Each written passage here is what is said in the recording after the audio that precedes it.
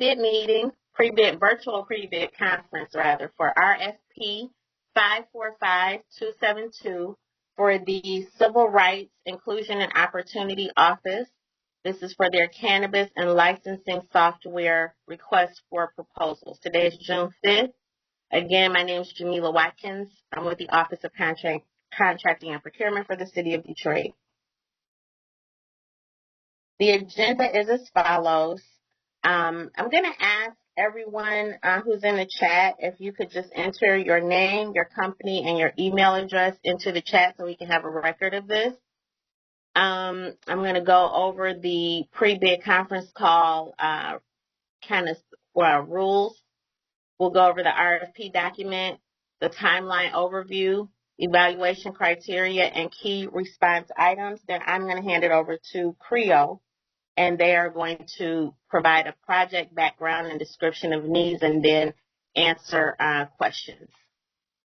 So here is the overview of the pre-bid conference call. This call is being recorded. When we do that question and answer portion, I ask that you state your name and the company or organization that you represent when you are unmuted. All bidders are encouraged to ask questions. You may enter them into the chat at any time. Now this here, verbal responses are unofficial until documented in writing. So today, actually, because the call is being recorded, we're going to publish this recording and you'll be able to listen back to any answers that are provided. And also submit any additional questions. You've already done that. And so that is kind of the reason that we're having this meeting today. So there will be no additional question submission window after today. This is the project background that was taken from the RFP. The City of Detroit Office of Contracting and Procurement, on behalf of the Office of Civil Rights, Inclusion, and Opportunity, Office of Cannabis Affairs, requests proposals from qualified respondents to render certain technical or professional services as set forth in this RFP to provide the development and maintenance of a comprehensive licensing software platform for the city's marijuana licensing program. The software will streamline and automate the licensing and renewal processes, ensuring efficient management of various marijuana licenses issued by the City of Detroit. Here's the project timeline, which most of you should be familiar with. The bid was published on Monday, April 27th. Questions were due by May 11th, of which we received several. And proposals are now due on Friday, June 19th. That, of course, is an amended due date. And they are due by 3 p.m. Eastern Standard Time. The project will start pending City Council approval and the issuance of a purchase order. The evaluation criteria also taken from the RFP are as follows. Respondent experience and organization, respondent reproach and implement technical requirements and deliverables, and pricing. They're weighted at 15, 20, 60, and 5 points respectively for a total of 100. Of course, additional points are available if you have any of the certifications issued by the Office of Civil Rights, Inclusion, and Opportunity. You are able to earn additional points.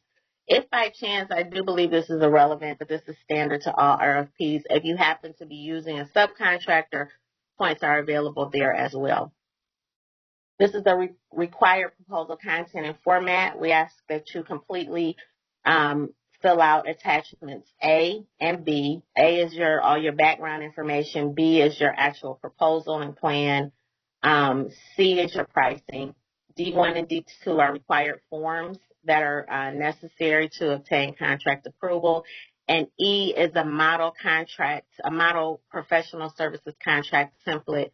That should probably be technical. I may have to do an amendment. And if you have any objections to that contract template, you are to submit them in writing. This is just another list of those same items. And at this point, I'm done with my portion. Are there any questions for me before I hand it over to CRIO? I do want to remind you that you'll be able to ask questions at the end as well. But are there any questions for me right now? Hi I there. don't see. Oh, One hello. quick question. Kara McFall, Online Solutions. Can you verify that we're allowed to submit questions on the portal through today? We just kind of spoke about that. We opened up that window. We don't want to open up that window again. We received like over 100 questions. I want to say, was it like 160 or 130, something like that.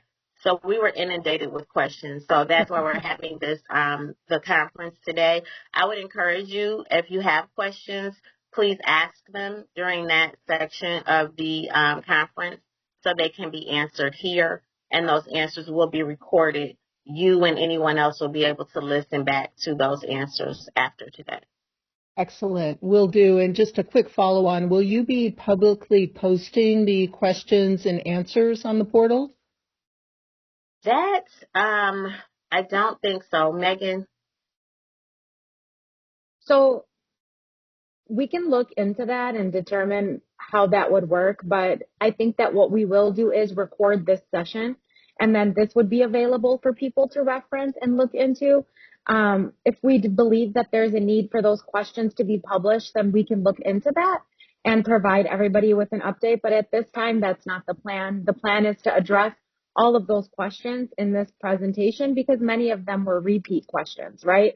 Many people are asking the exact same questions. So it's our goal today to make sure that everyone's questions are answered and that this specific recording would be available for follow-up and reference as you all finish your bids and get everything prepared for June 19th due date.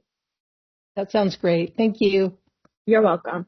And with that, Jamila, I can introduce myself. My name is Megan Mazlamani. I'm the Deputy Director of the Civil Rights, Inclusion, and Opportunity Department, and I oversee the Office of Cannabis Affairs. Today with me, I have Rodney Wilson, and I'd like Rodney to introduce himself and get started with this portion of the presentation. Good morning, ladies and gentlemen. My name is Rodney Wilson. I'm the project manager for the Office of Cannabis Affairs. We've been looking forward to this licensing software for about 3 years now, so I'm excited to be in front of you. Excited to see how much excitement there is for the opportunity as well, and we'll get right into it.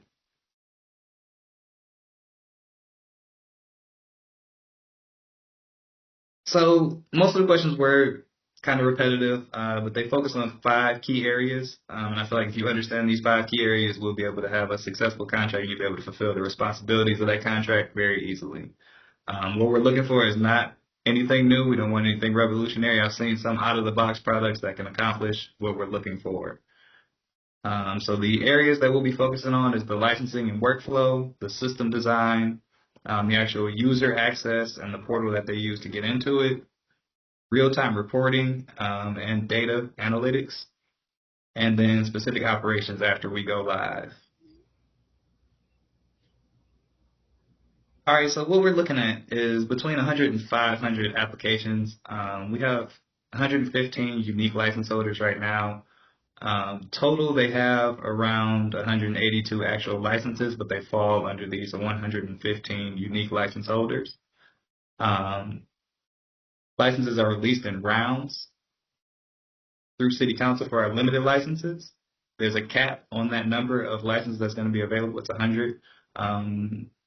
All that information is posted on our website. So if you click this, how to apply for a license here, it'll walk you through exactly how to apply, what we use now, the applications how they're set up. Currently, we're in Smart Sheets. It's not the best for historical data management. That's something that we're going to be really big on, is being able to give people access to the information they've already submitted. They have to submit this information regularly. It's annually. That information is posted on our website as well. I would encourage you to take a look at both of those items before your submission. It kind of walks you through how the process is set up now. You can definitely see how it can be improved just by looking at the applications. So like I spoke on, every license expires on September 30th. The submission portal is from April to September pretty much. We have unlimited licenses that are available all year round. So that's your growers, your processors, your safety transports. Our number of new licenses is not very high. I think we've done 3 this year. We don't anticipate with the tax and everything that's been happening in the industry that there will be a rapid uptick in new licensee applications.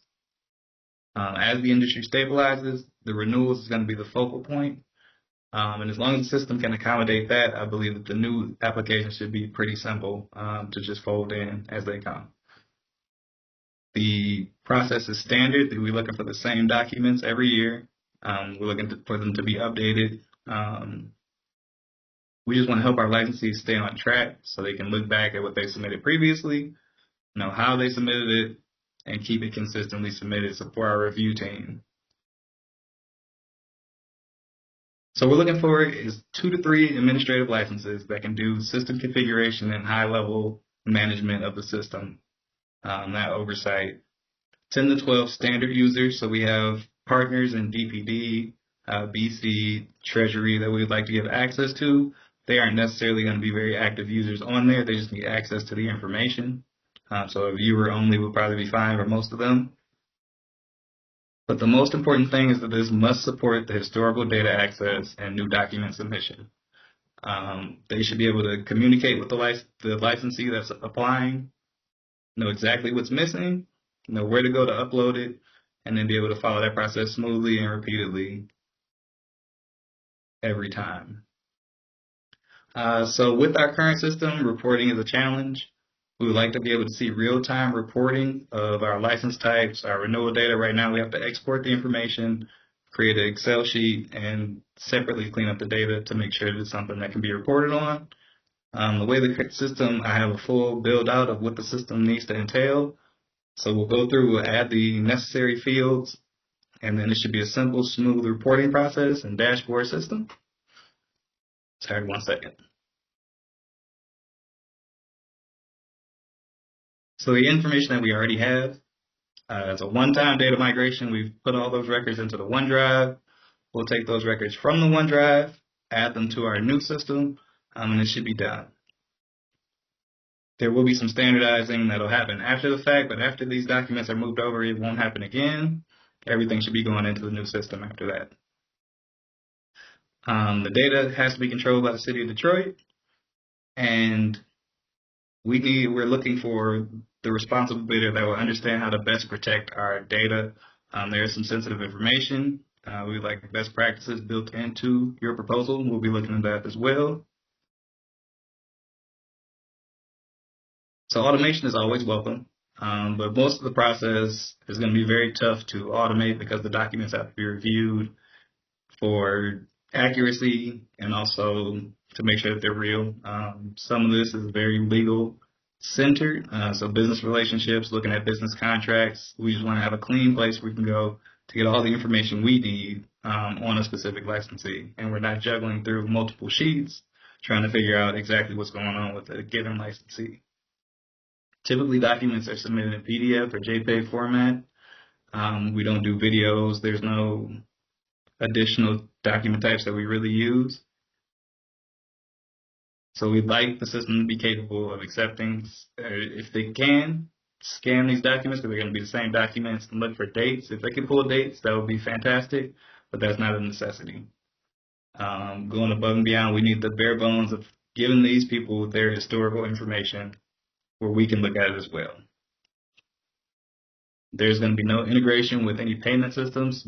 BC is still going to handle the payments through their seller portal, but we will be giving them the recommendation to proceed with these businesses through this system.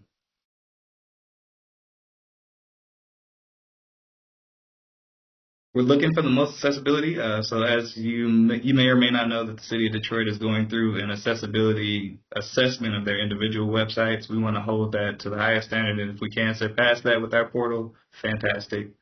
We'd like to deliver full multilingual support. So it's making sure that if people need to see this in another language, it's easy to be translated. I know there's some quick solutions for that I've seen in some out-of-the-box products. But just making sure that we have multilingual support or are building to multilingual support. We'd like to be as frictionless as possible. Smooth portal where they can go in, they can log in, see what they've submitted, see what they've answered, and interact with us via any new documents or know what's missing immediately or at any time. So we would expect a one-time training, train-the-trainer type of scenario where you're coming in, you're training our team, you're giving us a user manual, we'll record that session, and have it readily available for our team. But if additional training is needed, we know that you should count on supporting us in that way as well, and outline what the cost of that would be. But I believe that the one-time training recorded with a user manual should be fine. The final terms will be discussed with Jamil and her team for the actual SLA. And then we're anticipating that it should be ready to go live in February of 2027, barring the process of city council and such.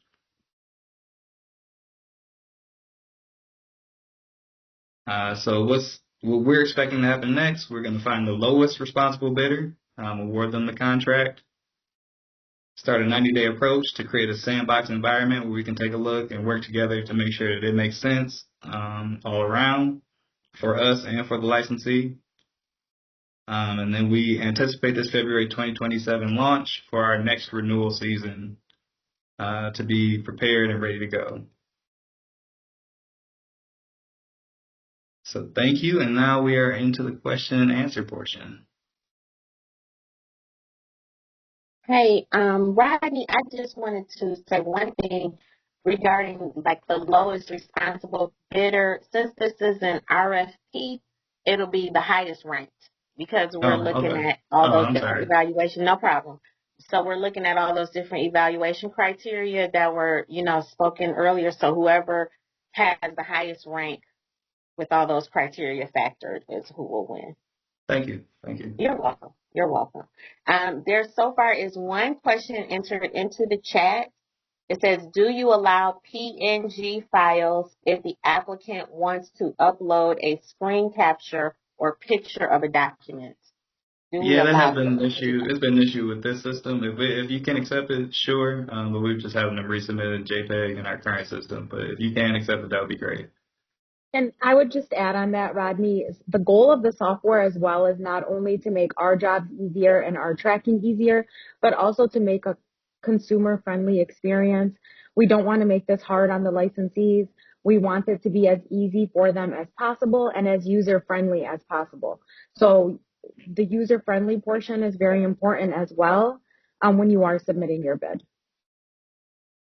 Okay, so I see two more questions. I'm going to answer Gerard's first. Gerard Huff, will there be an addendum posted with answers to questions, or is this session intended to cover all? So this session is intended to cover all questions that were submitted, Gerard. Now, Kara is asking, what do you mean by data must be managed and controlled by the city? We understand that the city owns its data. Is there more to this expectation in terms of the city handling your data versus the vendor? No, just making sure that we have full control and ownership of the data and able to access it anytime we need to.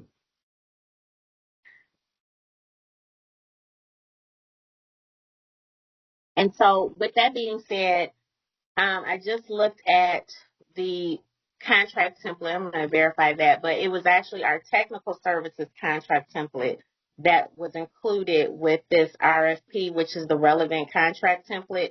So I just want to remind everyone who's interested, please go through that template carefully because in response to that question about the data, and read all those expectations, and remember that if you have any objections to anything in that contract template, that those objections need to be recorded in writing and submitted with your proposal, because then we'll have to go back to law and do that negotiation process. Okay. Are there any other questions? You can enter them into the chat, or you are free to raise your hand and verbally state any questions. Please provide the current fee schedule and/or the average fee collected per new license issuance and per renewal by license type as applicable. Rodney and Megan, is that something you want to share?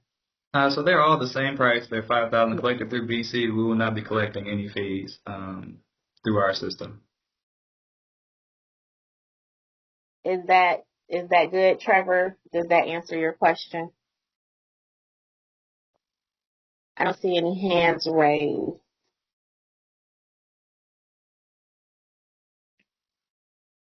I see Corey Lopez. Okay, Corey, go right. If you're unmuted, you can go ahead and ask your question. Thank you, Jamila. Yes, this is Corey Lopes with Visionary Integration Professionals. Just a couple questions around budget. If there has been a budget allocated, approved, if there's like a not to exceed amount or a range, and if there has been, how that budget range was chosen. Is there any comment that you can make on that? Jamila, is there anything you want to add on pricing, or is it just what we listed the RFP at? As far as I know, it's just what was listed in the RFP. Correct. I Yeah. don't have any other information. Okay, very well. Okay. And Was that all, Corey? Go ahead. Actually, just a few, if that's all right. As far as like demos and presentations from that standpoint, do you plan on providing like a formal demo script or scenarios for oral presentations, or is that something that you want those folks who are invited to demo to just make their best assumptions based on the RFP? I would ask that you make your best assumptions based on the RFP, as well as looking at our website, the actual ordinance and the law that governs what this process is. A lot of that information can be found there. And like I said before, for us, what's most important is real-time, transparent data, looking at how you would manage large amounts of documents and make that easy for us to be able to access those documents, as well as the user to access those documents. We're looking for a seamless journey for the consumer for beginning to end, but also something that we can report on and have transparent data for the public. Okay. So if that should probably help kind of understand what you should be showing us that you can do. Great. That's really helpful, Megan. And then if there is a formal like demonstration phase, how will those be weighted relative to the written proposals in the overall evaluation? Are you planning on having like a separate scoring rubric for orals? I believe there was an original rubric included in the original RFP, Jamila, wasn't there? Yes. So the evaluation criteria that were shared earlier, Corey, that's what we were going to judge on. And if you are invited to an oral presentation, we would factor that in probably into, what was that? Maybe strength of proposal. Let me go back to my slides here. It'll be factored in probably into like your proposal plan. Okay. Okay. So that 20-point section of the respondent approach and implementation plan, that's where the demo would. Yes. Yep. Absolutely. Okay. Yep. Just confirming that there wasn't like a separate. Either that or that's something that we will have to discuss, either into approach and implementation plan or perhaps technical requirement and deliverables. So we'll probably break up whatever you present into each of those criteria. We'll figure it out at that time. But yeah. Sure. Yeah, no, that's really helpful. Anything else? Yeah, just the last piece from more of a strategic standpoint, and maybe this is something, Megan, that you may be able to speak to, or Jamila. I know this RFP is focused specifically on the cannabis licensing, but does the city as a whole see any level of strategic value in standardizing permitting, licensing workflows across multiple different departments, such as building and safety, water and sewerage, business licensing, et cetera? Oh, boy. So we wouldn't be able to speak on other departments. This funding for this project is specifically earmarked for cannabis and for our licensees. So this would only be considered for that. Now, there may be other opportunities or other RFPs that are put out there that you could potentially apply for. But at this moment, what we're looking for is specifically for CRIO, the cannabis department, and our cannabis licensees. Okay, great. And then just the last piece, Jamila, this is probably more on your side. I'm looking at attachment B. Letter B, proposal, solution, and approach. Yeah. And letter D, technical approach. I see letter B talks about providing solution and approach to meeting the requirements outlined in section 2, which is the statement of work back in the main RFP doc. Straightforward. Are you able to share specifically what you're looking for differentiated in Section D as opposed to Section B? I don't think so. I think maybe I would say like B is more your rollout, because C is your timeline. B maybe like an overview. I would say D is maybe getting more into the details, the finer details of your presentation and your technical capabilities, those technical requirements that are mentioned in the evaluation criteria. And what did it say? Technical requirements and deliverables. I would kind of think you would maybe put those into D. Okay. Okay. Thank you so much. Appreciate all those responses. Very helpful feedback. Absolutely. No, and thank you for your questions too. So let me go back to the chat. Someone's asking, can we provide the slides from today's presentation? Rodney, do you mind providing your slides? No, that's fine. So all I would ask is that, that one I'll thing make that about change, lowest yeah. responsible, just do that, and then we can release those slides as well as this recording. Then someone's asking, what are the characteristics of your ideal partner on this project? So I'll start off, and Rodney, feel free to add. For us, as I'm dealing with other departments and other softwares, what I've noticed is two things. I want to make sure that the ad hoc asks and things like that aren't delayed. The person that we're bringing on, or the company that we're bringing on to do this, is happy to train us, happy to answer questions, is available to answer those questions, and has integrity and credibility behind the data that's collected, can explain how the data is being gathered, and can provide reports, because we do report to City Council, we do report to the taxpayers, and we get a lot of questions and sometimes need immediate responses. City government can be like that sometimes, and I think it's important to remember, if we're having to respond to the news or to a media outlet or even to our mayor or City Council, we want data that's easily accessible and a system that is easy to use for the licensees. Right now, the smart sheets that we're using don't provide the necessary support, document organization. Things like that are really important to us moving forward. And I don't know, Rodney, do you have anything else? I just want to say that this industry is on the cutting edge of innovation. This is something new, so this is an opportunity to build something that sustains. It's about depth with each licensee. It's not going to be like a lot of new licensees, I don't imagine, but that we're going to be going deep with each individual licensee. So just being able to accommodate that is going to be great. Okay, thank you. Let's see. Now, look, Ms. Harper, so you said, can you explain the relevance to Section 3 of the RFP regarding the experience on specific qualifications of the vendor? Doesn't seem like it aligns with the requirements of this project. So I'm going to go over those minimum qualifications from Section 3. As far as I know, and let me put them into the chat. I want to share this with you too, Rodney and Megan. I'm going to copy so we can all be on the same page here.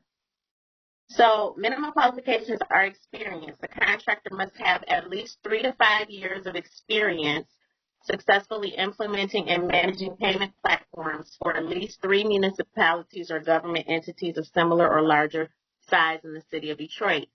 2, functional capability and user interface. The contractor must be able to provide elite, effective, and efficient customer and back-end user functionality, including items described in the scope of services to be performed. Number 3, financial stability. The contractor must have a strong financial position and be able to demonstrate financial stability. Security, that's number 4. The contractor must maintain robust security measures to protect sensitive financial information. And 5, customer service. The contractor must provide excellent customer service and be able to handle inquiries and disputes promptly. To me, those do align with this RFP. I don't see a disconnect. I think we kind of gone over all of those in this presentation. They are all relevant to us to be able to provide the service for the city. Maybe you can go more into your question a little bit more, Deborah Harper. Deba. Deba, How you I'm doing? sorry. I'm good. Yes. Thank you for that information. Hmm. I just wanted to clarify that on the point of sale. So this is an application. Is there a sales portal that we're having to build? Did I miss that in the presentation? There No, it's won't on. be a sales portal. It's only an application. Okay. Application renewal, you would be aware of payment information that would be included, whether or not something was paid. We would not be processing payments or selling anything. That was the disconnect. The processing, I know you're processing fees, but if there was some ongoing sales, that point of sales being the first part of that requirement seems like a big lift for something like an application portal. So that was Understood. my Thank you. so that was my only concern about those qualifications. Thank you. Does that fully answer your question, Deba? Yes, it does. Okay, awesome. Thank you. Okay, Gerard Huff is asking, does the multilingual requirement need to be provided at the February 2027 go live, including all of the translations to accommodate those requirements? Yes. So we're actually bound by the Language Access Services Ordinance, which passed, I believe, in 25 maybe. But we do expect the lingual requirement be met.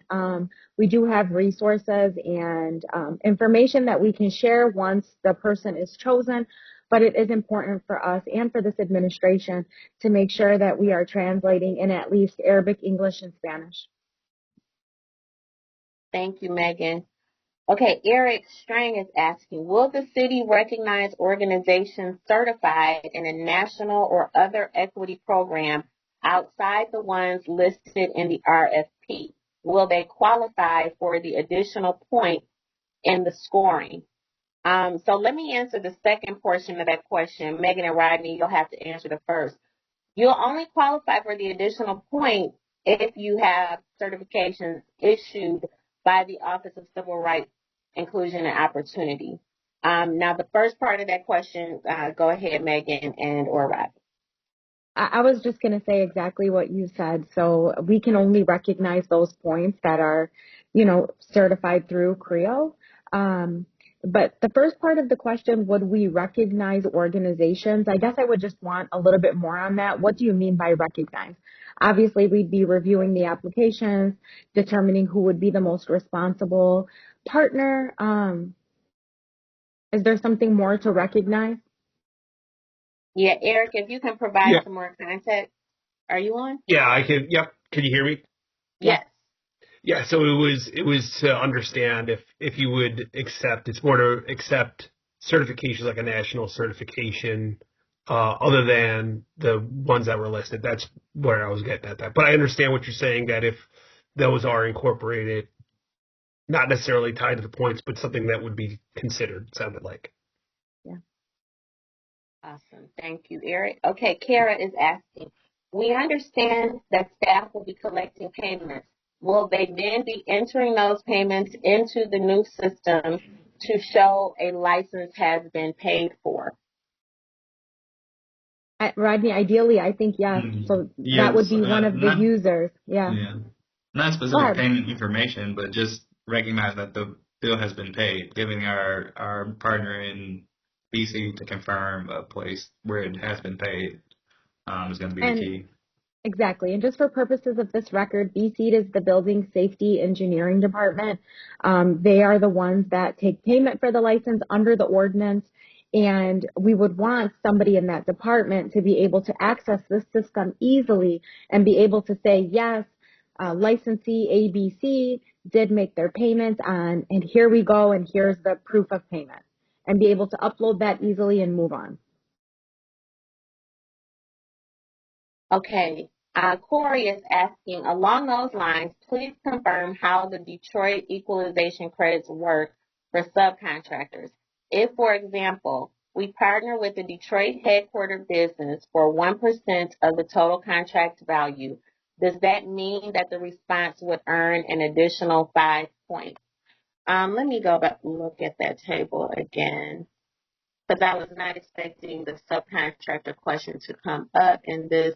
It's mostly pertaining to construction, but it could happen in, I assume it could happen in this particular project. Detroit small business, 1% of work, maximum points possible. I'm not sure how many points it would get, Corey. I'm going to be honest with you. And that may be something I'm going to have to clarify with my director and come back. So if you would allow me to do that, if I need to do an amendment and answer that specific question, I will do that. But yeah, because they changed how the points work for a subcontractor. So I have to be honest, I don't know how that would apply in this instance. But yeah, I'll try to come back to that. I'll publish an answer. That's helpful because I do see that table on page 9. It talks about subcontractors, and we just wanted to understand when it says 5%, 5 times percent of the work, or 2 times percent of the work, exactly what that definition is. Thank you so much. That'd be really helpful. Yes, absolutely. And I want to, we definitely want to reiterate and emphasize that if you are going to work with a subcontractor, that it be a legitimate relationship, and that subcontractor is actually doing work, that we're not actually partnering to get points, okay? So we want to make sure that we're doing that. Max is asking, does the city require virus or malware scanning, content type validation, or quarantine workflows for uploaded documents? So I will say that IT does have requirements for any software that we're using, and I'm sure with that we could get and provide the IT requirements. I don't have them handy right now. I don't know if Jamila does, but IT does have certain requirements for any partner accessing city data. Let me see. I think, Megan, did I put those in our... You may have. Because they're usually like a standard thing. Yeah. I can pull it up. If they're not, I will also add those in an amendment, and that's fine. Because the city does have standards for data, so I can publish those in an amendment as well. Are there any other questions? I don't see any more questions in the chat, and I don't see any other hands raised. But feel free, because we just started at, no, it's been 41 minutes. We started at 10. But we do have more time. Does anybody have any more questions?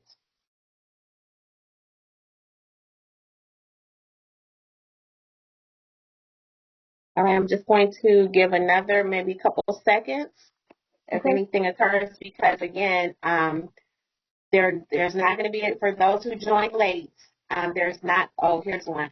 Okay, should the platform support email, SMS, in-app notifications, portal messages, or all of these? Does the city have an existing email, SMS provider, or should the respondent propose one?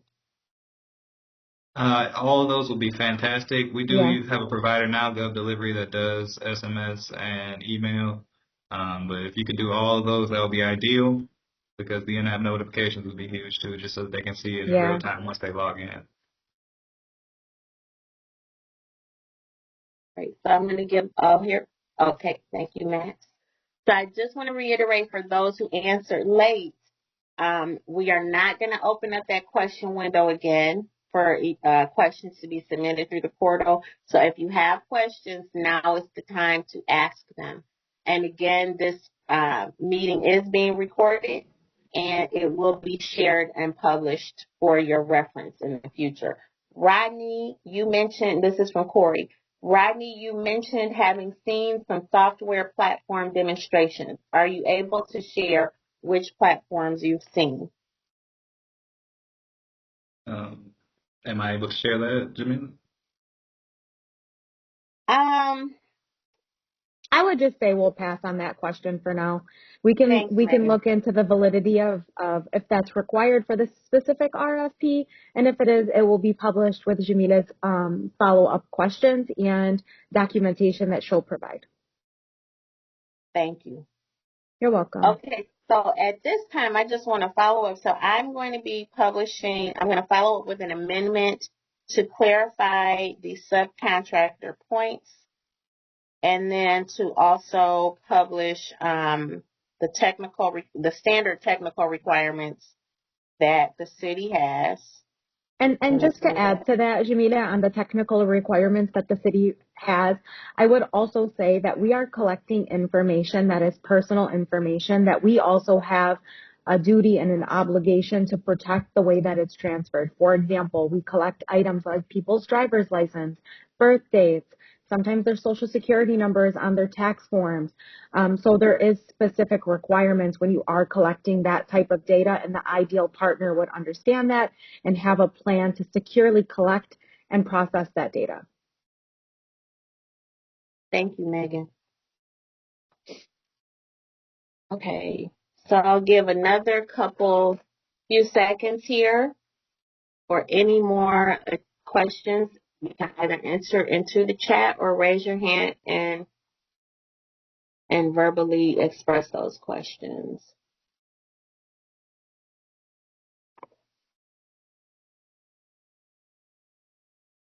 I will say as well, for this recording, please allow us a little bit of time because the recording has to be downloaded, and our tech team actually has to do something to it before it's uploaded, so it won't be immediately shared. I hope by Monday or Tuesday at the latest it'll be shared. So just give us time. I just want you to be clear on that. And I don't see any more questions. So at this time, I'm going to just thank you all again for joining. I want to thank you as well for your interest in this project.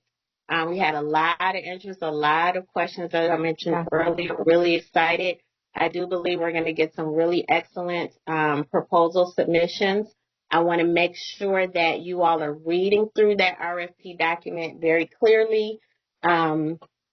Again, I hope you've done that already because you won't be able to ask any more questions after here, but just complete everything, totally follow the directions that are provided, and make sure you submit your submission completely, because if you forget something, it is not up to the city to reach out to you and ask you for anything that's missing. So please be reminded of that. Again, the new date of submission for this RFP is June 19th. That is 2 weeks from today. And that time is 3:00 p.m. Eastern Standard Time. I know many of you are outside of the state of Michigan, so make sure you are keeping track of that time. I would suggest that you begin uploading your documents in advance of 3 p.m. so that if you run into technical difficulty, you don't end up not submitting something by that deadline, because if I cannot, by law, I am not allowed to reach out to you and say, hey, I didn't see that. Did you mean to send that? So whatever you send or don't send, that's your proposal. Thank you all. I see some of the thanks in that. Okay, let's see, one more. Deba Harper. Extensions on time was mentioned that the RFP might be extended at your discretion. Are you planning to extend? So we've already extended, Deba. We've actually extended twice. So today was one, because the proposal opened on April 27th. So a month, it was actually going to close, I believe, around the 26th or the 27th. And then we extended it to today, or maybe earlier this week. But then because of this meeting, we extended it another 2 weeks.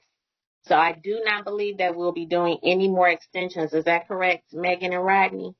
Correct. Correct. Yeah. So the 19th is the last extension. Can you share your application form, or can we find it on your website? Also, how many internal users needed? So the application form is on our website along with information. Oh, okay. Thank you, Rodney. It's also on the website with additional information that I think would be really helpful for you to review and read and really understand. It's also governed by an ordinance. I'll say that again. So it's not like we're making up these rules as we go or if they're changing. The only change you may have to accommodate, I do want to say this because I just remembered this, is if there is an amendment to the ordinance, we would require that our ideal partner be able to adjust, provide any additional new training on that amendment, and be able to make those changes pretty seamlessly. You would have a little bit of notice about the ordinance changing because we would be able to tell you, hey, it's going before city council or that we're anticipating these changes. I also see there was something else about, internal users. So I think, Rodney, what did you say in your presentation? 13 to 15? Yep, so 2 to 3 administrative users and 10 to 12 base level users. And the reason that that comes into play as well is due to the ordinance too, because there are different departments that have to offer an inspection approval, maybe a clearance that this person has paid their City of Detroit taxes. So we would have different partners inputting different information. So not everyone would need the same level, but we would want to be able to train those using the system as well as have enough users within our department so that we can access this data real time in the absence of someone else not available that day. Thank you, Megan. I have one more question from Gerard Huff. Was the implementation date of February 2027 extended when the RFP deadlines were extended? No, and Yes. it won't be. Yeah. Well, because it's governed by ordinance, so our renewal period has to happen in a certain amount of time. So we might be able to give a little bit, Rodney, but I think it should stay around that time because we'll need time to learn the system, train those using it in order to prepare and launch for our renewal season. Angelica, I believe that's your name. Can you share a blank inspection form? I don't have access to that, but Rodney, but you can see on the checklist. So if you go to the renewal form, they have that's a good idea. The website that you can go to see what the application looks like. It'll take you through. If you click all the checklist buttons, it'll take you to these specific websites that you have to submit documents for. Thank you. Okay, so again, awesome. She's got that. I want to thank those of you as well who asked questions. I do appreciate your engagement. You're very helpful to us and to the rest of the people who are interested in this RFP. And again, if there are no more, we'll give you a couple more seconds. And again, we're going to share not only the recording, but for those who didn't hear, we are going to share the slides that Rodney presented earlier. So you'll get all of that information. I'll probably share everything in one amendment, the questions that I'm supposed to follow up on, and I'll probably go ahead and share Rodney's slides and probably the recording. I'll try to do it all in one amendment, so I'm not just inundating you all with updates.